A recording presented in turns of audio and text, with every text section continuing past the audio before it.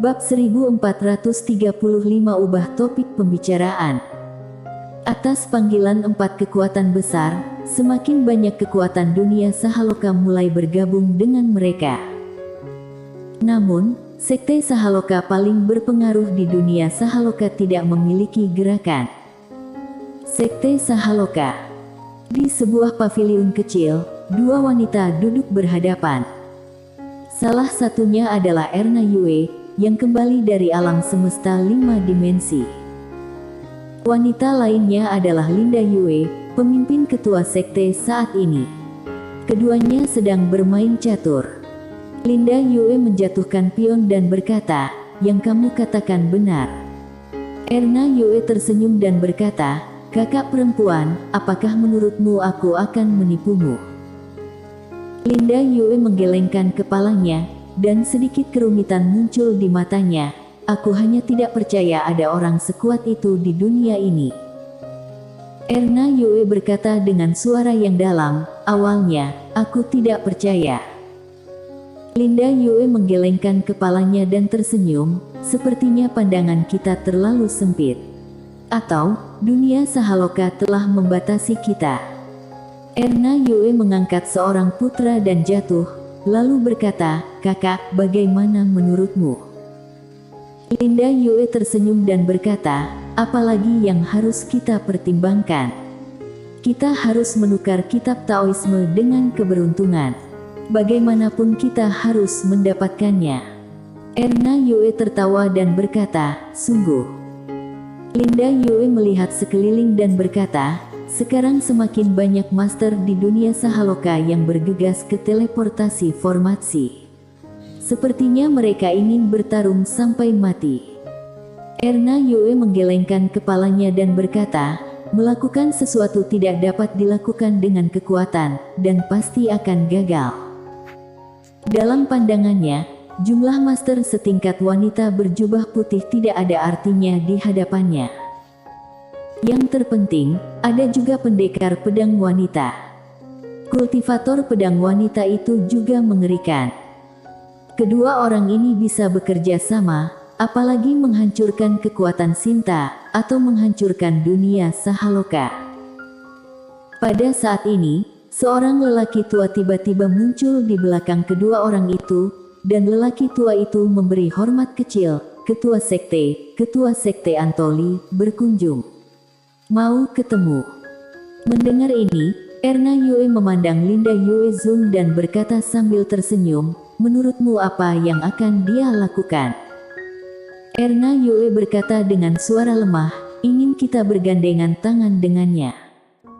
Linda Yue tersenyum dan kemudian berkata, "Ya." Pria tua itu memberi hormat kecil dan kemudian mundur dengan tenang. Segera, Antoli muncul di depan keduanya itu. Linda Yue berdiri dan berkata sambil tersenyum, "Kenapa saudara Li sempat datang ke sekteku hari ini?" Antoli berkata sambil tersenyum, "Sejujurnya, aku punya permohonan kali ini." Erna Yue melirik Antoli dan berkata, "Saudara Li, terlalu mengada-ada bilang memohon.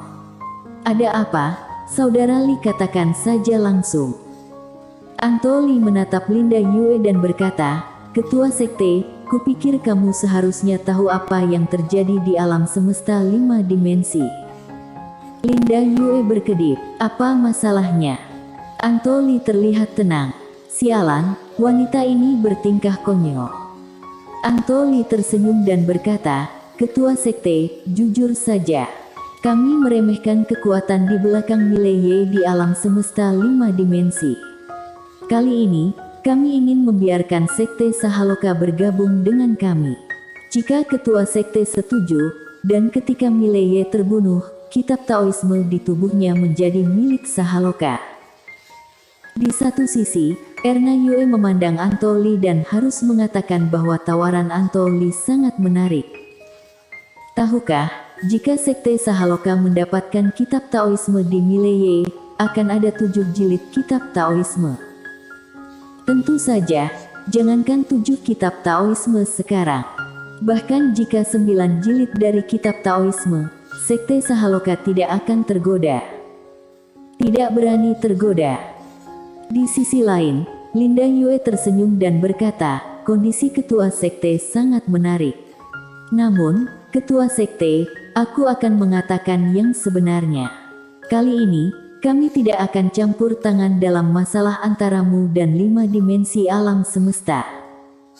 Antoli sedikit mengernyit, kenapa? Linda Yue tersenyum dan berkata, ketua sekte, permisi, mengapa kami harus ikut campur? Antoli terdiam. Linda Yue kemudian berkata, jika kamu mendapatkan kitab Taoisme Mileye, ketua sekte, aku sekte Sahaloka tidak akan iri. Antoli memandang Linda Yue dan berkata, selamat tinggal. Dengan itu, dia berbalik dan pergi. Setelah Antoli pergi, Erna Yue tiba-tiba berkata, sebenarnya, jika mereka pergi ke alam semesta 5 dimensi alam semesta sekarang, mereka masih dapat diselamatkan. Linda Yue memandang Erna Yue dan berkata, bagaimana selamat? Erna Yue tertawa dan berkata, akui kesalahan dan mohon ampun. Linda Yue tertawa dan berkata, mereka tidak akan. Erna Yue mengangguk, seolah memikirkan sesuatu. Dia tiba-tiba menatap Linda Yue dan berkata, kakak seperguruan, mengapa kamu tidak memberitahunya kekuatan sebenarnya dari pria di belakang Mileye? Linda Yue berkedip, dia tidak bertanya. Erna Yue mengangkat ibu jarinya dan berkata, pantas saja guru memberimu gelar ketua sekte. Hebat. Linda Yue tersenyum dan berkata, jika kamu mau, aku bisa memberikannya padamu sekarang. Erna Yue berdiri dan berjalan ke Linda Yuexi dan berkata sambil tersenyum, kakak seperguruan, maukah kamu melepaskanku dulu jika aku memiliki niat untuk memperebutkan posisi ketua sekte? Linda Yue meraih tangan Erna Yue dan tersenyum, apakah aku sangat buruk dalam hatimu? Erna Yue tertawa dan berkata, sampai sekarang, aku tidak bisa melihatmu dengan baik. Linda Yue memandang Erna Yue dan berkata, apakah aku menyakiti seseorang setelah aku mengambil alih sekte Sahaloka?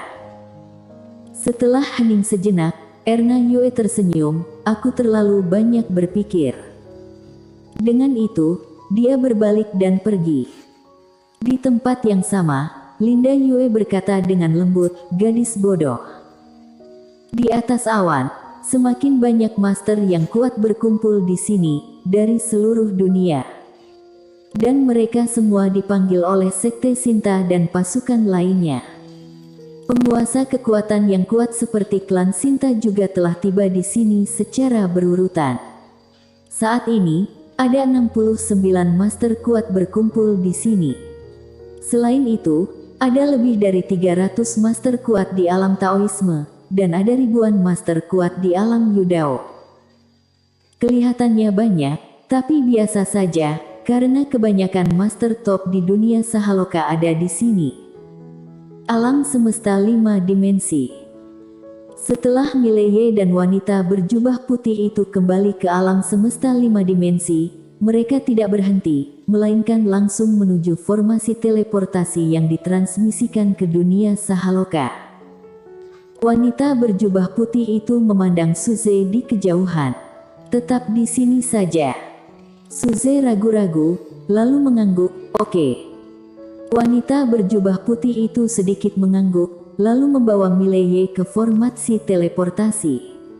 Pada saat ini, sebuah suara tiba-tiba terdengar dari belakang kedua orang itu, tambahkan aku. Mileye menoleh dan melihat bahwa pembicaranya adalah Nanda Situ. Wanita berjubah putih itu berkata, aku cukup. Nanda Situ dan berkata, aku ingin ikut bersenang-senang.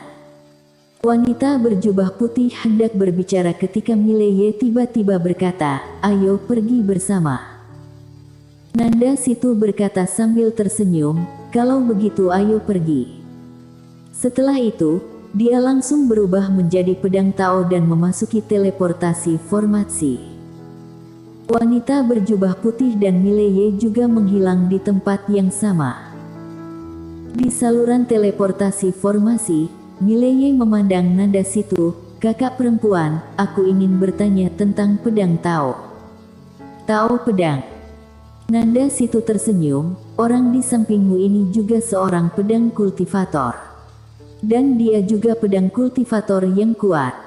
Mileye memandangi wanita berjubah putih itu dan berkata, Lydia, apakah kamu berlatih tinju dan pedang?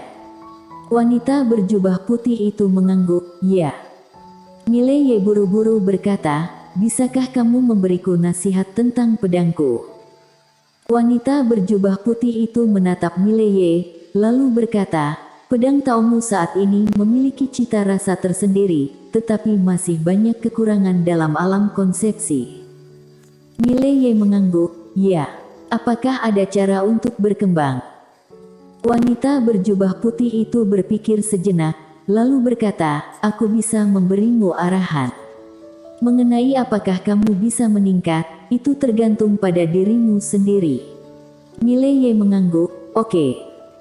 Wanita berjubah putih itu berkata, keadaan pedang Taomu saat ini telah mencapai tingkat kebebasan hati pedang.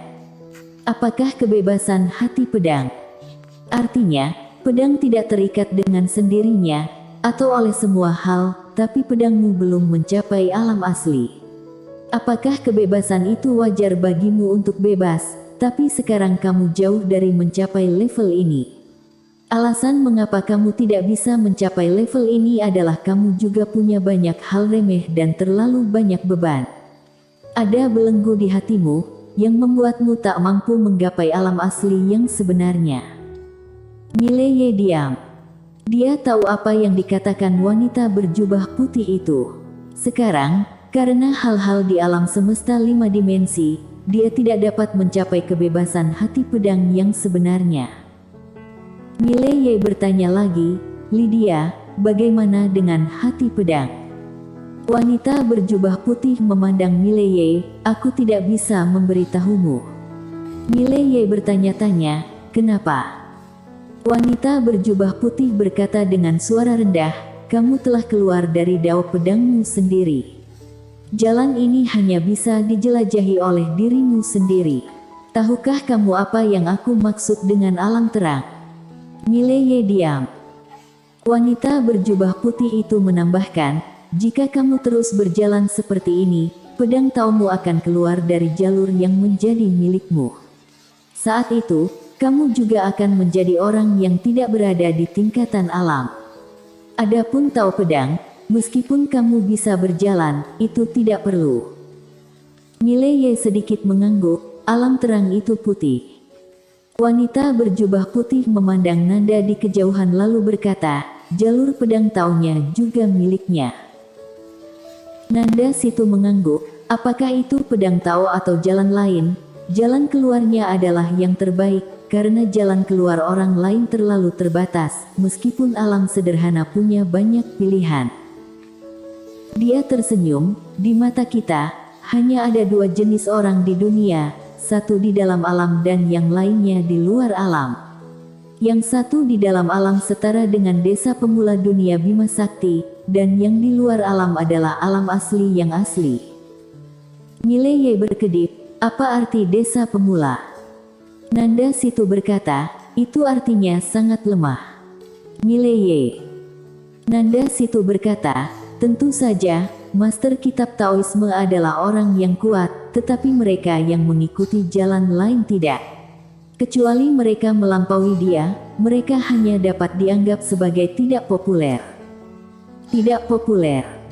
Mileye berkata dengan suara yang dalam, apakah master kitab Taoisme sangat sakti? Nanda Situ berkata, aku belum pernah melihatnya sebelumnya, tetapi dia dapat membuat sistem seni bela diri yang lengkap. Dia pasti jenius di antara para jenius. Orang-orang seperti itu langka di dunia. Wanita berjubah putih itu mengangguk, sistem seni bela diri kitab Taoisme sangat bagus.